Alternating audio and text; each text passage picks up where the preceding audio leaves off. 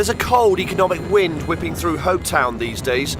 Malcolm Grant, the only landlord in town, now sees a lot fewer customers. The company has made a decision to close the mine, and as a result of the closure of the mine, the 2,500 people that arrived to live in our town as the residential workforce, being comprised of employees, wives and children, have had to leave the town and seek jobs elsewhere in Australia and back in South Africa. BHP Billiton's nickel mine at nearby Ravensthorpe rose from the dust in 2004, opened its doors in 2008 and abruptly closed them this year at a cost of over $2 billion. Nickel was very, very low and still is in the last 12 months, whereas prior to that it went through the roof. And so you had actually nickel mines being open and having to close like 6 months later, and the classic case is Ravensthorpe.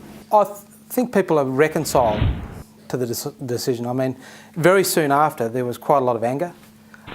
People felt that they'd been sold a kind of a pipe dream.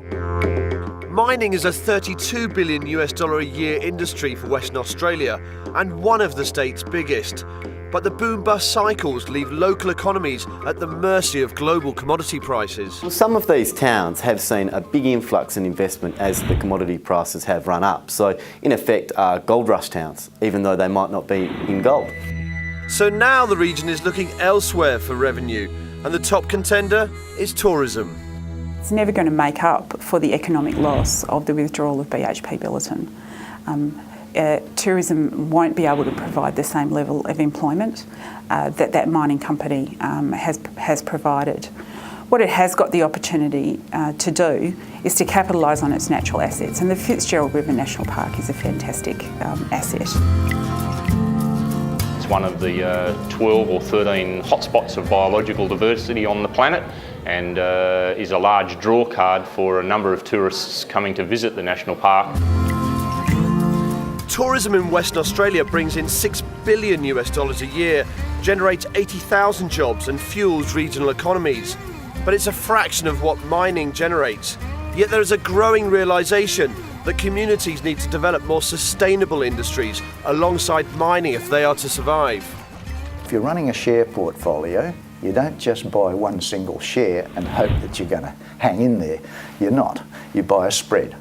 And so any community that is looking for some sort of sustainable future has got to look at a spread of ways in which it can economically sustain itself. Places like Kalgoorlie are probably a good example. I mean, Kalgoorlie's probably the most historic and the longest term mining town in Western Australia. It has issues in relation to, say, the boom and bust of the nickel industry, as well as the gold industry and several others. But what it has done is actually brought in other industries to underpin their economy, and tourism is actually certainly one of those.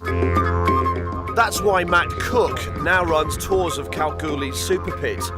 He moved out of mining 5 years ago and believes a better understanding of the industry has the potential to enlighten people, especially after Ravensthorpe. If you're not involved in it, you really know nothing about apart from what you hear on the news. And of course, you know, a lot of the time with the news, it can be just not always the good news about mining. So for me, what I'm trying to achieve for the general public is to break down the barriers. It's unlikely that any Western Australian community dependent on mining will be able to future-proof themselves. The lesson from Ravensthorpe is clear. A one commodity, one industry town won't survive in the long term.